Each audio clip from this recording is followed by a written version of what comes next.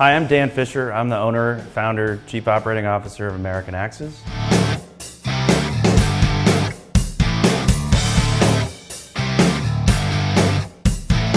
So I was in corporate America for many years, working in sports and entertainment marketing.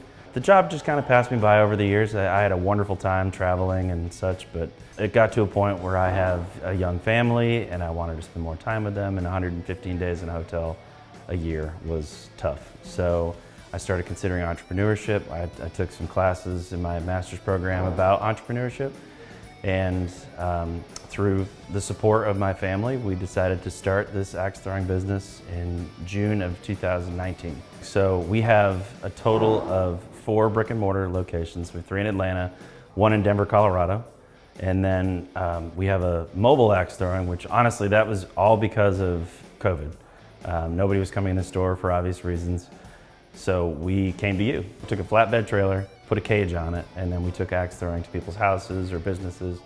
And now we have 3 of them. We have 1 operating out of Denver and then 2 operating out of Atlanta. Mobile axe throwing has traveled to a total of 21 different states at this point. At the beginning, we were one of the first to do it. So we were getting phone calls from all over the place. We did fairs and festivals in Montana, Iowa, just, far distances from Atlanta. But now it's much more popular, so we're more local at this point. The names of our lanes are all national parks. So when you come to American Axes, any of our stores, we want you to feel like you're not in a warehouse in the middle of Marietta or downtown Atlanta. So generally speaking, we painted the walls green. We have mountainscape all over the place, but each lane is a national park.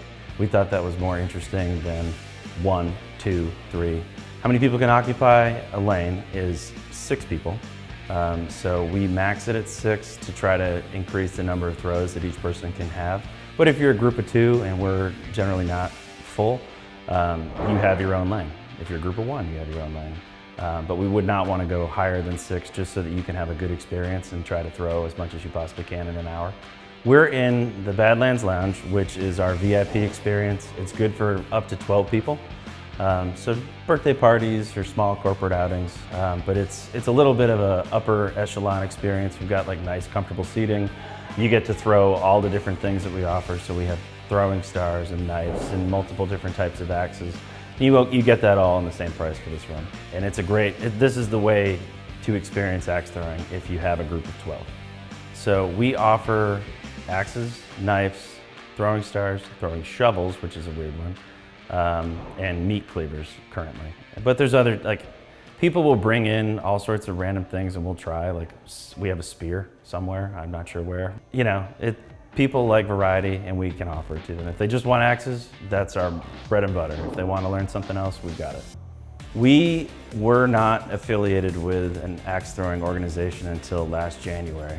So up until January 2023, we were just an axe throwing venue. We threw it our own targets that we made up ourselves. But now we're part of the World Axe Throwing League, which if you turn on the television, you might see us. We have a total of 8 people traveling to Tulsa, Oklahoma this April to participate in that tournament, which is prestigious for what we do, including myself, Jacob, the Fat Viking, who you may hear from. We're excited, and it's great to see the amount of progress that we've made in such a short amount of time. In less than a year, to go from no throwers that are nationally known to having 8, that's really amazing. All right, y'all ready? Anybody ever thrown axes before? First time? Don't worry, great with first timers. Welcome to American Axes. My name is Jacob, the Fat Viking. I'm gonna teach you how to throw this thing. What I'm gonna teach you here today is the 1-hand throw and the 2-hand throw. The 2-hand throw is a little bit easier for beginners. However, I do encourage you both to try both throws, see which one you like better. I prefer the 1-hand throw myself. I feel like it's a little bit more accurate. Hey everybody, my name is Jacob Crossan. I'm an instructor here at American Axes. Also one of the top throwers in the world. We'll be attending the World Championship of Axe and Knife Throwing in 2024 in Tulsa, Oklahoma. So I started axe throwing on my birthday, October 3rd. I had been wanting to throw axes for a couple of years. My wife planned a birthday party for me at an American Axes location. And from the time I threw my first axe, I was addicted, became a member the first evening. I overnighted a competition axe to be at my house the next day, and I've been throwing axes like it's my religion ever since. All right, so in order to get nationally ranked, you must compete in a WATL affiliated league that simply just stands for the World Axe Throwing League. When you compete in the WATL league, your scores go to a world leaderboard. As you start getting really good at this sport, you're traveling to tournaments, making a name for yourself, and before you know it, you're competing amongst the best of the best at the World Axe and Knife Throwing Championship. Currently right now, I've got about a 65% hit rate on bullseyes, which means every time the axe leaves my hand, I've got a 65% chance that I'm gonna nail that red dot. The first thing I would tell somebody is it's pretty much all in your grip and your technique. Once you nail those two things down, you wanna create a throw that's consistent, where you're making that same throw every single time. So every time you let that thing go, you're hitting that bullseye. It just comes with doing it over and over, constant repetition, and muscle memory. Now we're in throwing position, and this is what we're looking for. Give you a nice little spin so you can see what's going on. If you are right-handed, you will step with your left foot. If you are left-handed, you will step with your right foot. Let me show you some footwork real quick. So we're gonna line up with our toes on this third line from the wall. We're gonna transfer the weight from the 2 feet we are standing on all the way forward to that foot we step with. You don't wanna leave your weight in the center of your body, and most definitely not on your back foot. What that's gonna do is cause an over-rotation. You'll notice a lot of the top, sometimes the back of that axe hit the wall. All right, so we've got our grip I showed you. We are now in position, we're set, we're ready to make our throw. You will step as you throw. As you step, you're gonna swing down and out over the top of your head. You're gonna extend your arms all the way out towards the target while you are swinging down. Lock your elbows and your wrist, and when you get out here in front of your face, this is where you're gonna open both your hands and let it fly. Don't flick it down at the end. That will also cause an over-rotation by a quarter to a half. Some telltale signs of flicking your wrist, you'll see a lot of that top, sometimes the back of the axe hit the wall. When you put it all together correctly, it's gonna look just like this. Any questions about the two-hand throw? I specialize in teaching trick shots as well. I can throw underhand. I can throw with the blade facing backwards. I can throw 2 axes at one time, and also feel very comfortable teaching customers trick shots when they come in. Of course, we always get started having them start with the basics, the 1- and 2-hand throw. In order to learn trick shots when you're a customer, I'm happy to teach anyone that wants to learn. But we make sure that they're consistently sticking the 1- and 2-hand throw first. We're pretty big on safety, and if you're having some issues sticking it normally with the 1- or 2-hand throw, odds are it's probably going to be a little bit more difficult for you to sink a trick shot. So axe throwing, you go through a lot of emotions in a short amount of time. So it is, it's a weapon, and some people when they walk in the door are kind of concerned about that. You go through that fear and then the joy of hitting a bullseye or hitting the board in general, and that all happens within like 5 minutes. So for the people who walk in here kind of tentative, they end up being the ones who enjoy it the most, and they're the ones who are ready to go fight the apocalypse at the end of their hour. Significant events that we host. We have league nights on Tuesdays at this particular location, Wednesdays at the others. And that's just like your typical bowling league, maybe your slow pitch softball league. It's a bunch of people who really enjoy axe throwing. You don't have to be a professional axe thrower to participate. It's more about the camaraderie.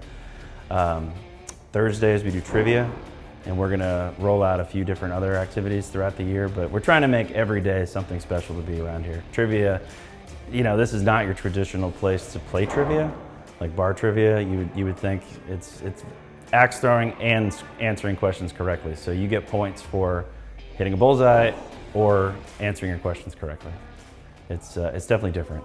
Collaborating with breweries is one of our biggest things. So each one of our locations, all 4 of them, are either next door to or inside of breweries. And the reason for that is the brewery customer and the axe throwing customer generally are pretty similar. And we want people to be able to access alcohol, even though we don't currently sell it ourselves. That probably will change at some point, but it's what people expect. It's an amenity that everybody expects when they go out to entertain themselves. So Scofflaw at this particular store is great. They deliver beer directly to your table. And then at the other ones, anything from you walk 100 feet to the brewery and then you pick up your beer and come back, or in the case of High Card Brewing in Tucker, we're inside the brewery on the brewing floor, which is awesome. For many people, I think axe throwing is not only a fun thing to do, but it's essentially become a lot of people's therapy. I mean, you're throwing something sharp and dangerous at a wall. How exciting can that be when you're finding success? And that's what we're here for, and that's where I come into play. The youngest I've ever taught to throw an axe has been a group of 7-year-old girls. The oldest I've taught successfully has actually been a 95-year-old woman. So if they can do it, anybody that I come into contact with, I'm confident I can teach how to do this. So axe throwing is a trend. Yeah, when I wrote my business plan, I was kind of concerned that, well, maybe this may not be around forever. It came on hot and heavy. Like, we were the 4th location in Atlanta in 2019, and we're pushing 40 now. And I'm talking metro, not just downtown Atlanta. But I think why it's so important is that it's pretty simple for you to come in here and learn how to do it at a foundational level. Like, if I go to a golf simulator, I'm not going to get better in golf in an hour. But an hour of axe throwing, you'll hit a bullseye. I pretty much guarantee that you'll hit a bullseye. You know, other sports like bowling, same thing. I'm not going to expect a whole lot of strikes for somebody who's never done that before, but here, you pick it up pretty quick. And like, the person who is the athlete doesn't necessarily end up being the best at it. It's the person who listens.